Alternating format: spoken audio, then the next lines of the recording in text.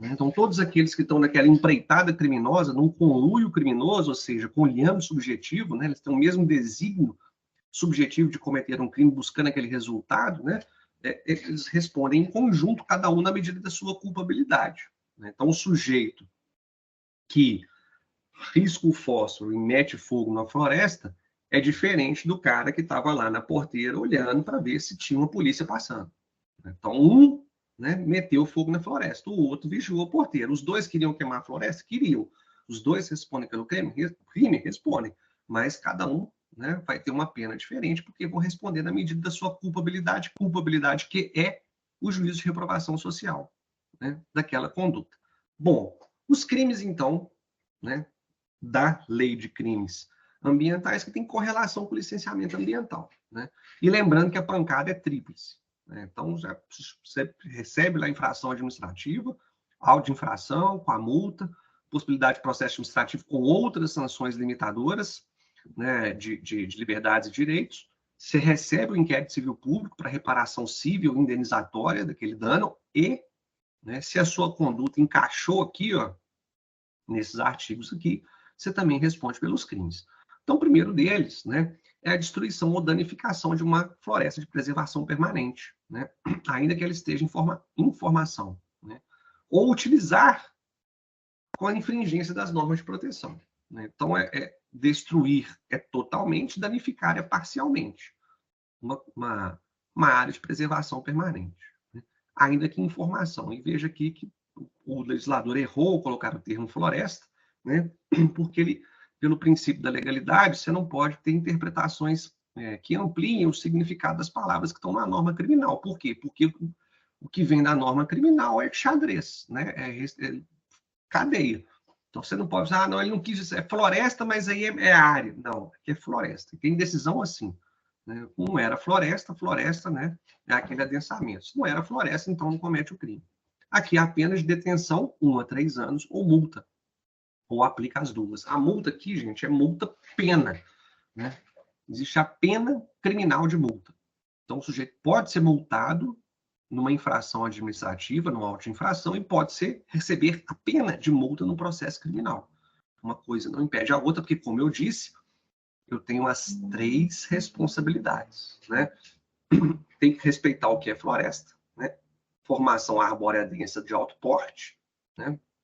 Preservação permanente e Código Florestal, cada termo, né, ele tem uma necessidade de ser interpretado conforme, né, ele em si e de maneira estrita. E aqui, é o chamado crime culposo, né, com a pena reduzida à metade. O que é isso? Explicando muito rapidamente. Né? Todo mundo já viu isso, né? Dolo e culpa, principalmente quando se fala de crime de trânsito, né? Ah, foi doloso, foi culposo. Dolo é a vontade, né? Dolo é a vontade de cometer aquela conduta. Então, eu tenho vontade de destruir uma floresta. Né? Vontade, eu tenho vontade de destruir uma floresta. Ou o chamado dolo eventual, também não vou entrar aqui, mas o dolo eventual, de uma certa forma, ele assume o risco da destruição daquela floresta, mas ele deseja, né? Ele tem um fim de que haja um resultado danoso no final, ou direto ou indireto. A culpa, né, o elemento central da culpa é a inobservância do dever de cuidado objetivo e o resultado danoso involuntário. Né? E a culpa se dá por 3 espécies, né? A imprudência, a negligência e a imperícia. Né? Então, imprudência é aquele cara imprudente, aquele cara deve estabanar, ele está sendo imprudente nas suas ações, né? Mas ele não quer o resultado danoso. A imperícia é uma imprudência qualificada. A imperícia é a imprudência do cara que tem uma noção do que está fazendo. E a negligência é uma omissão ali, né? O sujeito é negligente. Então, o crime culposo, né? O sujeito não queria o resultado danoso. E aí, por negligência, imprudência e imperícia, aconteceu aquele resultado danoso involuntário. Por isso que a pena é menor, né? Porque o resultado é involuntário. Se não está escrito isso aqui, ó, né? O crime só é culposo se está escrito que o crime pode ser culposo. Todo crime é doloso. Ele só vai ser culposo se a lei disser que é culposo. E se não disser que é culposo e o sujeito agiu por negligência, então não responde por crime nenhum. Entende? Então, assim, se não tem aqui esse parágrafo único e o sujeito destruiu uma floresta ali, né, por imprudência, né, estava brincando ali treinando lá, cuspir fogo, porque trabalha no circo, pegou fogo na árvore, pegou fogo na floresta. Né? Ele foi imprudente, mas foi um resultado danoso involuntário.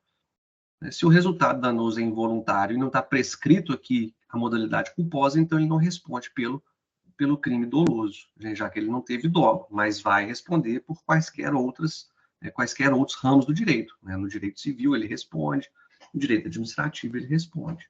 Então essa mais ou menos é a estrutura do crime. E aí a gente vê, a pena aqui, não vou entrar nos meandros processuais, mas uma pena pequena. Então você destruiu uma floresta de proteção permanente, máximo de 3 anos, sendo que aqui há uma possibilidade enorme do sursis processual, de não ter nem processo, você cumprir algumas obrigações ali ao longo do tempo, depois extinguir o direito de punir do Estado, e aqui o máximo de 3 anos. Se você tomar o máximo de 3 anos aqui, você está abaixo daqueles 4 da substituição de pena, então substitui a pena por uma pena restritiva de direitos. Então, assim, uma pena relativamente não, uma pena baixa mesmo, vamos falar a verdade. E aqui as normativas lá do Código Florestal, etc. Isso é um problema, essa passividade. E aí esses outros pormenores aqui que eu não vou ficar falando dessa maneira, porque a compreensão aqui ela tem que ser mais do que é o crime ambiental. E vamos para a jurisprudência. Falando aqui do decreto. Aqui. Isso aqui, se está no decreto, é o quê? É infração administrativa. O texto é o mesmo. O texto é o mesmo. Então, a infração administrativa do decreto 6514, que fala do processo administrativo, é o mesmo texto do crime. E o sujeito responde pelos dois. Então, ele responde pelo aquele crime lá que ele pode tomar de 1 a 3 anos, aí não interessa se tem substituição de pena, ele vai passar por um processo criminal, e aqui tem a multa de 5 a 50 mil reais por hectare ou fração. Então, ele responde aqui pelo artigo 43 do decreto e responde pelo artigo 38 da Lei 9605. Aqui, uma jurisprudência. O que é isso?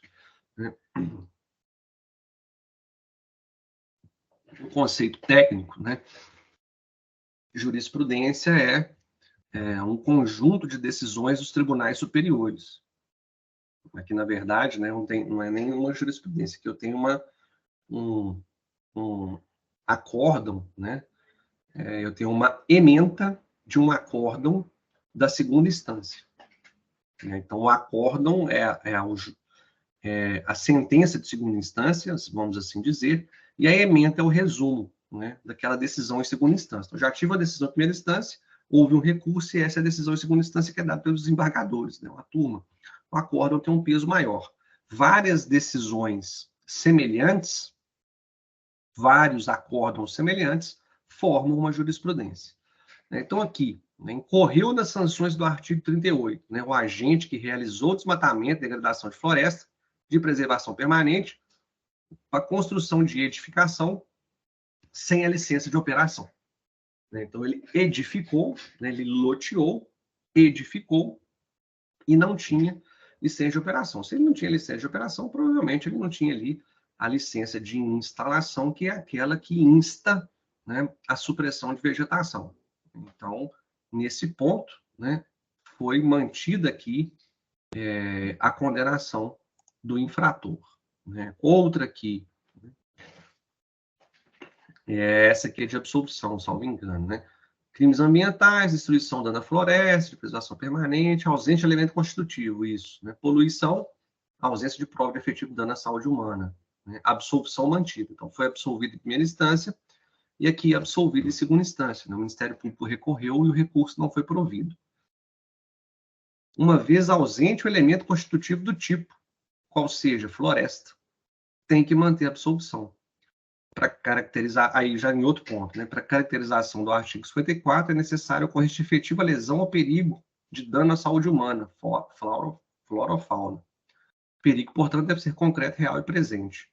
Somente é punível a poluição efetivamente perigosa ou danosa para a saúde humana. Essa parte aqui é discutível. Então, ele foi acusado do artigo 54 e do artigo 38. Então, a danificação, destruição de floresta e crime de poluição, lançamento de efluentes, etc., que podem causar dano à saúde humana. Não ficou comprovado aqui que se tratava de floresta, ou seja, dessa formação arbórea densa. E aí veio o princípio da legalidade. Ó, a lei falou floresta, se não é floresta, né, se aí passa por perícia, né, aquela coisa toda. Então, constatou que não era uma floresta, né, que não tinha uma formação, né, densa, ele foi absolvido. Né? Então, aqui também, situação que ocorreu em Perdizes, aqui em Minas Gerais, absolvição em primeira, né, e absolvição em segunda instância.